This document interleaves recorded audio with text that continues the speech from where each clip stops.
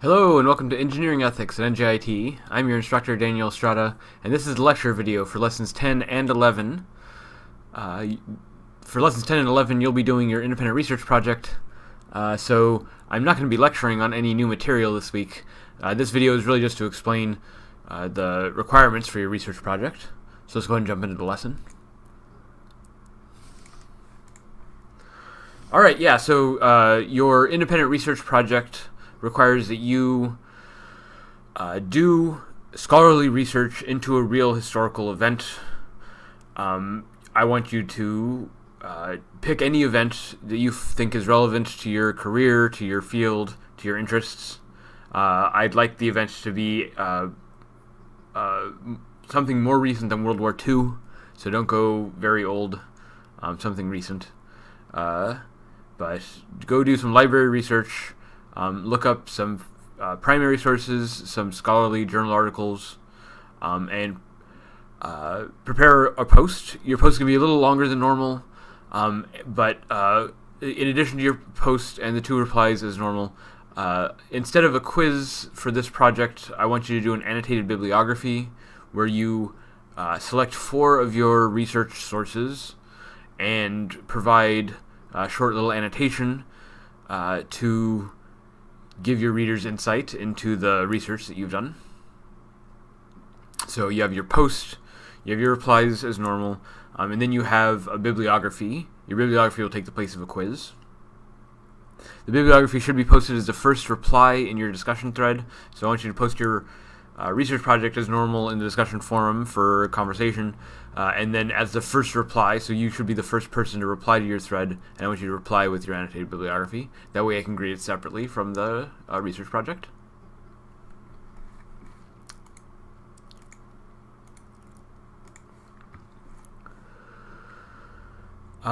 So this project will occur across lessons 10 and 11, so I'm dividing it up into 2 parts. And the way I'm doing this is that in lessons 10, I'm asking you to present a fact-finding report. Tell me what happened. I'll go into this in a little more detail. And then with lesson 10, I want you to include 2 of your 4 sources for your annotated bibliography. In lesson 11, I want you to give an ethical analysis of the facts that you presented in lesson 10. So there should be the same event, the same case study. And the case study report will just be divided across these 2 lessons. So in lesson 10, you do the fact-finding. In lesson 11, I want you to do the ethical analysis. I want you to, as the first reply, include all 4 of your scholarly sources, your entire annotated bibliography in lesson 11. I'm also asking that you take the entire report once it's complete in lesson 11, so that's your 2 posts and your full annotated bibliography, and to submit that to the Turnitin assignment on Moodle. And that should be available for you now. I'm not going to grade the Turnitin assignment. This is just as a plagiarism check. And I'll go into that in a little bit more detail. So let's go ahead and go through this. So for lesson 10, again, I want this to be a fact-finding mission. I want you to stay as close to objective reporting as possible. I want, for lesson 10, you should report on some real historical case. Again, this should be a post-World War II case, something more recent than 1945 or so. In lesson 10, I want you to describe the case in complete, or in all relevant detail, as much detail as you need to give the ethical analysis that you planned for lesson 11. So that means talking about the historical and political context, any of the technical issues about what went wrong or how it was repaired, who was involved, the specific people, the different parties involved, if there's multiple organizations, government agencies, and so on. List all that. Talk also about the organizational structure, so who was in charge of who was able to make key decisions, who was the lead engineer or project manager that was making these decisions, which decisions were made, which decisions resulted in the ethical consequences that make your case interesting, and then talk about those consequences. What are the outcomes? What are the lasting impact, or what is the extent of the damage? Right? Try to give as complete of a picture as you can about the case. Include diagrams, media, video, anything you can to help make the case come alive for your audience. You might also want to say something about why the case is important to you, why the case is important to the engineering ethics conversations that we've been having in class, perhaps how the case compares to other cases we've studied. Sort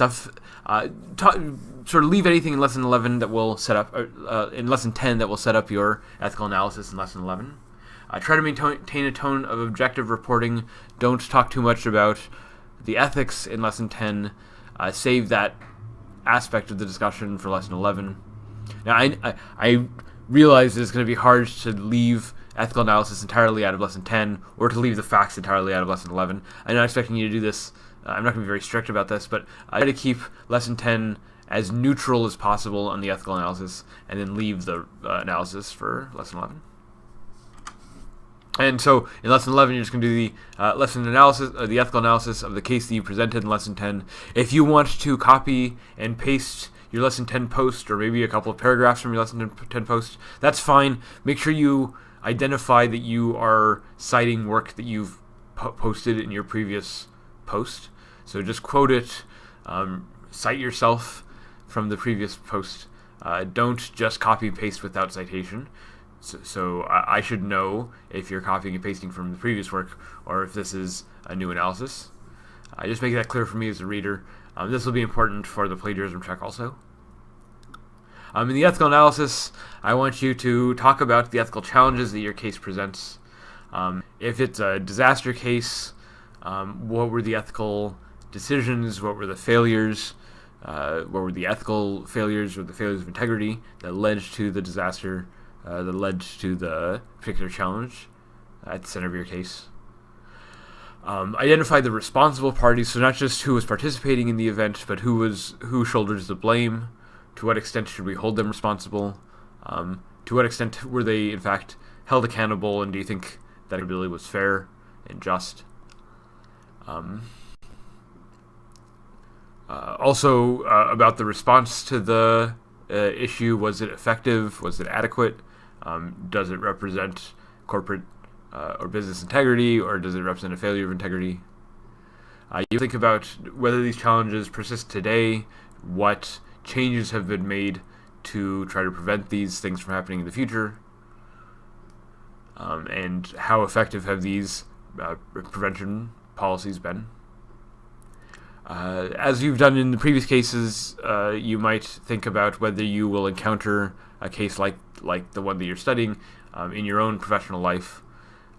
Try to pick cases that you think you might encounter. Try to pick cases that you think might help prepare you for situations you'll encounter in your own career. You can also, this is not necessary, but the optional for that A credit, you might also think about analyzing your case from the perspectives of consequentialism, deontology, or virtue ethics. You might think about the NSP Code of Ethics or other professional ethical codes, the Code of Ethics for mechanical engineers, for software engineers, and so on. You might also think about the archives of the Board of Ethical Review. If the case that you're doing is similar to a case that you saw people talking about in our study of the archives, that might be interesting to note. Any other ethical codes, policies, regulations, or legal frameworks that are necessary for understanding or analyzing your case. Any prior experience that you have, personal experience that you have related to these cases, all of this kind of stuff will bump your grade beyond the minimum grade into an A or better. All right, let's talk about grading a little bit. So, again, you have post replies, no quiz. Instead of a quiz, you're doing the annotated bibliography. The annotated bibliography is worth 20 points, which is the amount of a normal quiz. Your replies are 15 points as normal, so nothing changes about your replies. But your post is also worth more for lessons 10 and 11. Your post is, in particular, your post is worth 100 points. So the word requirement is 700 words, but it's graded out of 100 points. The default grade is a B, is 80 points. So if you want more than 80 points, if you want in that A range, maybe want to do some of that optional material.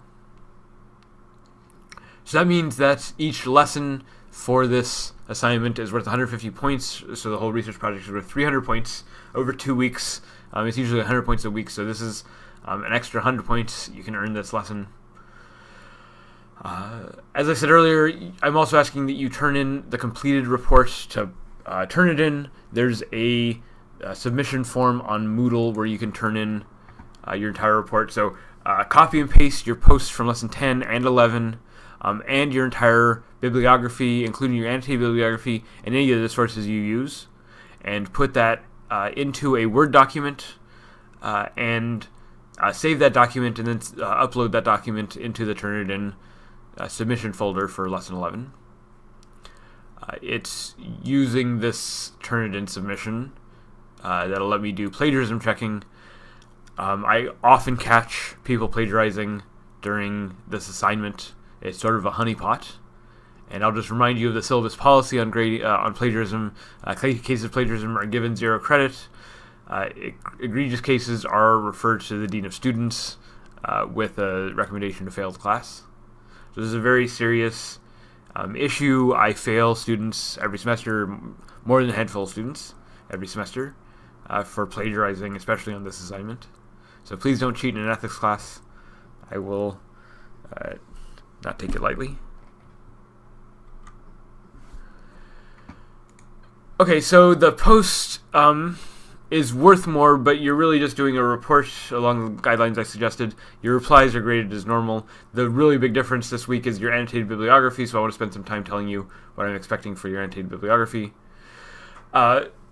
As with any post in any normal week, I would like you to include sources that you use. If you go check something on Wikipedia, or you type in a search engine and find a website, and you find it useful for your preparing your post, even if you don't quote it directly, or even if you don't cite it directly, the fact that you used it, the fact that you looked it up, and that it informed your preparation, makes it worthwhile to put in your bibliography, in your sources. So in general, for all your posts, please include sources at the end. It doesn't have to be a complete citation, but if it's a link to a website, provide the URL. So for the annotated bibliography, I'm asking this to be a little more rigorous. So for your research project, you might use lots of different sources, including things like Wikipedia and other kinds of websites. Include all of those as normal in your source list. But for the annotated bibliography, I want you to select 4 of your sources, in particular sources that are primary sources or scholarly journal articles. Select 4 of those sources from your list and prepare them with an annotation. So this means giving them a complete APA-style citation. I'll show you how that works in a second. And then in addition to the full citation, include a short paragraph of about 150 words. That'll be your annotation. The annotation should tell the reader what information you took from this source, why it's a useful source for that information, whether it's a primary source for that information, or what are the reasons that this is a privileged source of information. And then also how that information that you took from this source is useful to the analysis that you're giving, right? How does it factor in to the research that you're doing, right? So an annotated bibliography like this, and bibliographies in general, are designed to help the reader understand the author's perspective, especially understand the research that the author did in order to prepare their assessment. So giving an annotated bibliography like this of some of your important sources can help the reader understand where you're coming from, what the background literature says, and how your analysis drew from this literature. So those are the goals of a bibliography like this. So you should be preparing your annotations with those goals in mind. Here's an example of an annotated bibliography. The link that's right here is a link to Wikipedia. Wikipedia has a little sample annotated bibliography right here. There's the APA citation. APA citations always have an author name, a year, a title, and then publication info. So if it's a book, then it'll have a publisher and a city. If it's a journal, then it'll have the journal volume and edition and page number and so on. If you have an online document, provide a link if you could, so I can check out and your readers can check out your sources directly. But this is really what you need for a citation. and then the paragraph here, it's just a short paragraph, a couple of sentences, and the paragraph explains why this book is useful being used in the research. So this is all I really need for an annotated bibliography, and again, you have to do this for only 4 sources across the entire research project. I want you to submit 2 for lesson 10 and 2 more for lesson 11. I'll say that when you're doing research, I'm saying to do library research. You can also do this online. Make sure you use tools like Google Scholar. Google Scholar, here I'll even click on it. If you search in Google Scholar for Chernobyl, let's say, it'll give you a bunch of journal articles. Some of these are very good peer-reviewed journal articles. Another thing that's nice about Google Scholar is that if you click this little quotation, it gives you the full citation. Often it gives you the full citation correctly. Sometimes the full citations are wrong, so you need to make sure that the dates, the title, everything's in order. But this looks like a good citation, so you can just copy and paste this into your bibliography, and that's done. That makes it go fast. Okay. Also, you might think about using Sci-Hub. Sometimes the articles that you find on Google Scholar, you can't find them. If you plug in the DOI number into Sci-Hub, it will usually find that article for you. The NJIT library isn't the most extensive library, so I encourage you to use tools like Sci-Hub to find research that fits your project.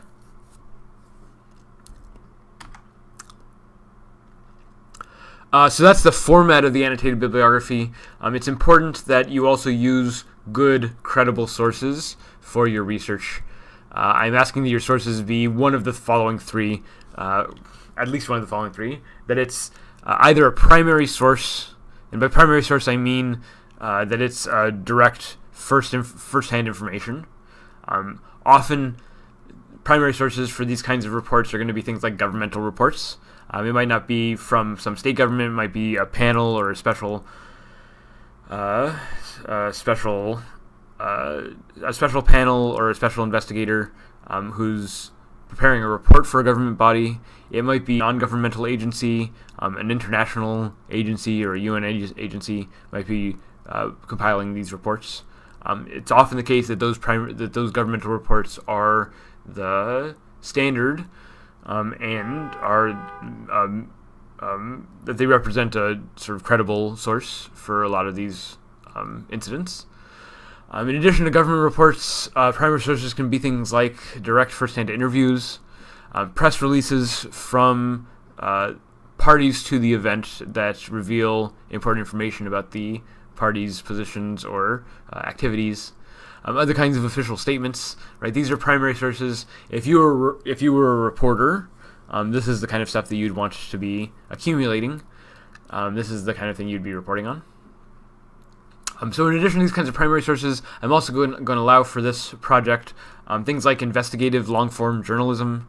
The Naomi Klein article from the Deepwater Horizon lesson is an example of long-form investigative journalism. She's doing a lot of first-hand interviewing with people directly involved with the case, right? So this is investigative journalism, long form. The Mark Dowie Pinto Madness case article was published in a magazine, but it's also long form investigative journalism. This is, he found this memo and he released it publicly. That publication of that memo was the primary source for that information to the public discussion.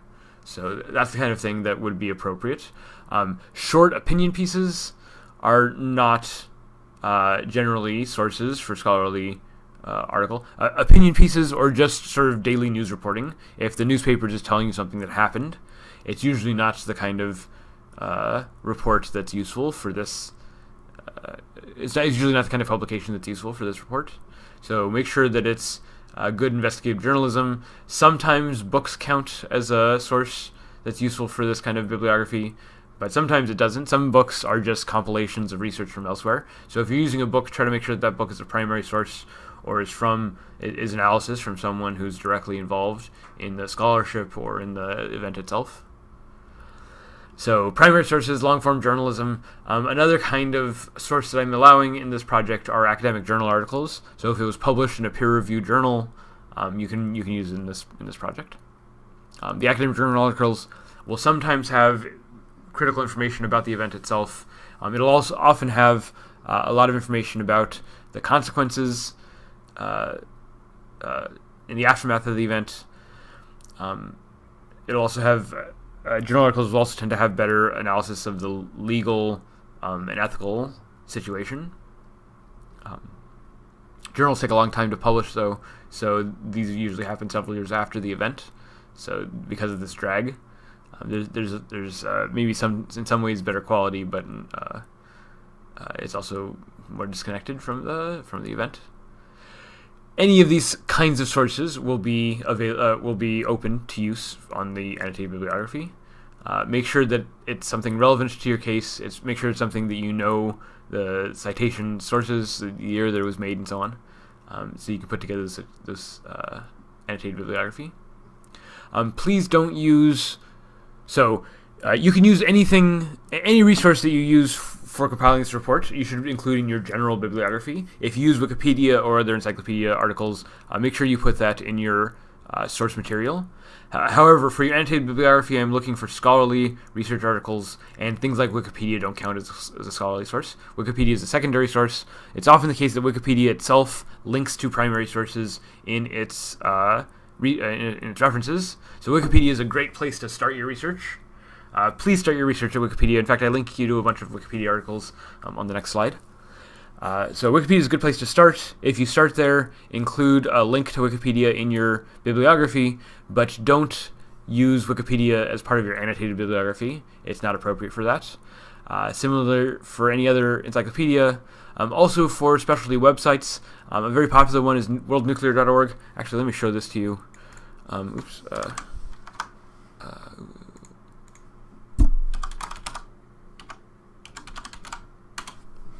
So worldnuclear.org is a website run by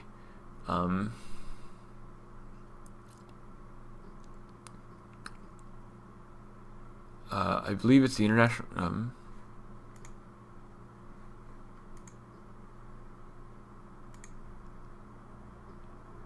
it's the World Nuclear Association. This is just a group of people concerned about nuclear power and so on. So on worldnuclear.org, there's a lot of really great information. Here's the information on the Chernobyl accident. It's very well compiled. There's a lot of detail here. There's a lot of very specific technical detail about the plant itself, about what happened during the accident. A lot of really great technical diagrams. This is a good site for helping you understand what happened, the risks to human beings, the safety risks, and so on, the aftermath. Everything that's going on with the situation. A really great website to use. This is not a primary source for any of this information. World Nuclear Association, this is basically an encyclopedia article compiled from other primary sources. And in fact, it's a very good secondary source because it tells you all the primary sources it's gathering from at the very end of the website. At the very bottom, it has its notes and references, and then it has just links to a bunch of sources. Some of these sources are scholarly journal articles in biology journals and so on.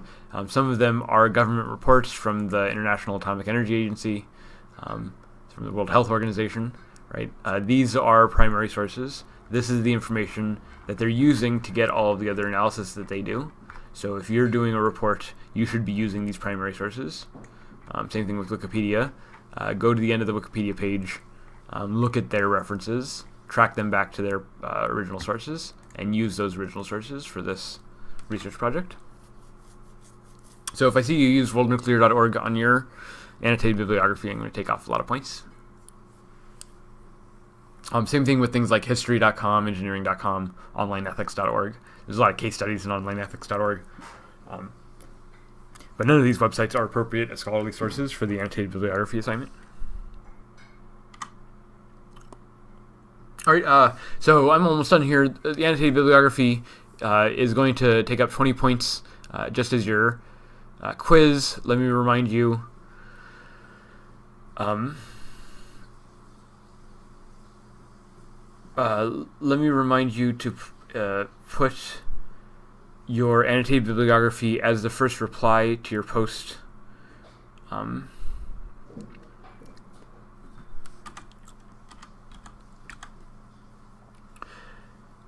the annotated bibliography as the first reply to your post. Remember, you have to do 2 sources for lesson 10, and then all 4 sources in lesson 11. This is just to make sure that you're not just copy and pasting the same 2 sources from lesson 10. Make it easier to check for me. So make sure you have all 4 sources in lesson 11 as the first reply to your discussion thread. Both posts and all 4 sources should be included in your Turnitin report.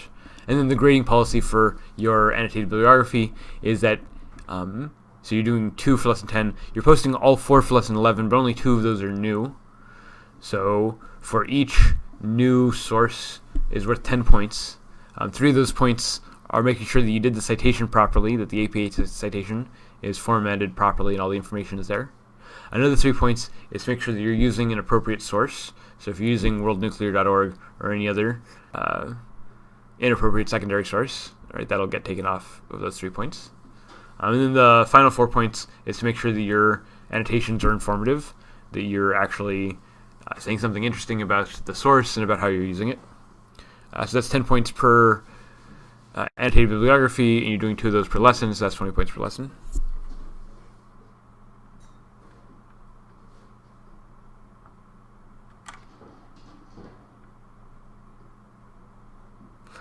Here's a list of cases that you might consider.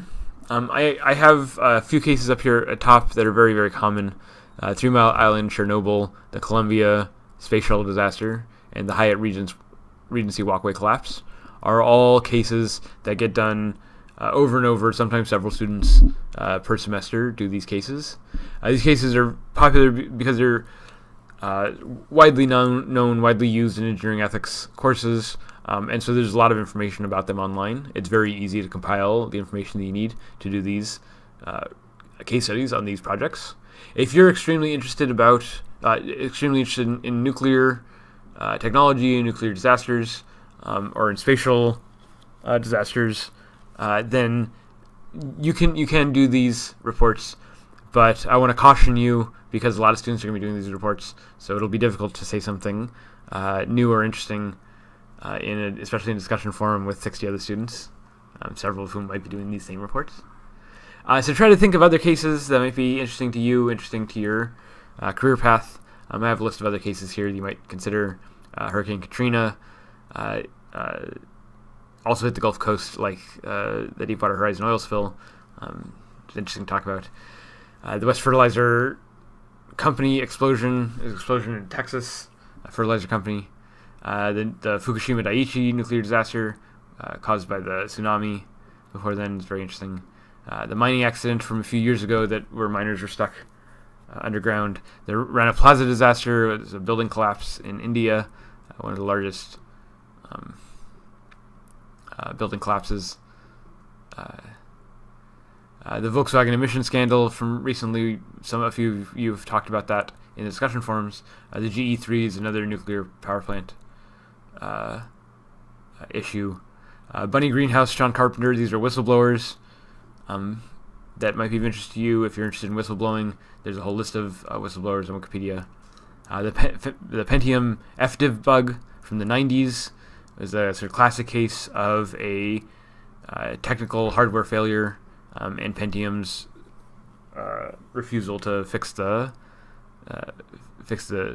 mistake in the chipset. More recently, the RSA backdoor dual EC DRBG.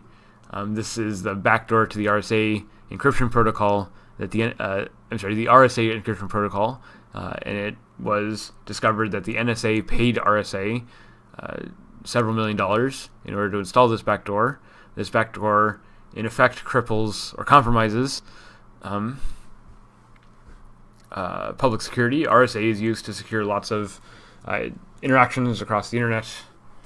I think HTTPS uses RSA, but those connections are insecure now because of this backdoor installed. So these kinds of bugs are interesting to talk about. They're not directly a safety concern, but there are definitely ethical issues to consider here. The Bhopal disaster is a gas disaster in India. The Love Canal, the Mars Climate Orbiter. The Mars Climate Orbiter was the satellite that we sent to Mars, expecting it to orbit Mars and collect climate information. but because of a mistake between metric and standard units, they didn't do the conversion properly, so the orbiter ended up crashing into the surface of Mars. It's a very interesting case. It's very interesting to think about the ethical considerations behind these different standards of measurement. I also have just links to the Wikipedia articles that list key engineering ethics cases, key major industrial disasters, structural failures and collapses, list of whistleblowers. Pick any of these cases. Remember, try to pick a case after World War II, something recent. I don't want to see any more Boston molasses floods. Beyond these kinds of structural failures or other kinds of technical issues, I also want to encourage you to do your project on something like the issue of women in STEM, which we talked about briefly in Lesson 2. Some issues that we haven't taken a whole lot of time to think about carefully are things like sexual harassment in the workplace, something that's very important, especially engineering, is something that's quite common and deserves some discussion. Also things like bribery, getting kickbacks, what's sometimes called payola, other kinds of conflicts of interest, gift giving, right? These are things that came up a little bit during the discussion of the NSP Code of Ethics, but you might find cases in these areas that you think are worth talking about that you might be interested in. I also am linking here, sort of preparing us for the AI discussions in a few weeks, that I've linked the proceedings from the most recent meetings of the AAAI ACM Artificial Intelligence Ethics and Society conference.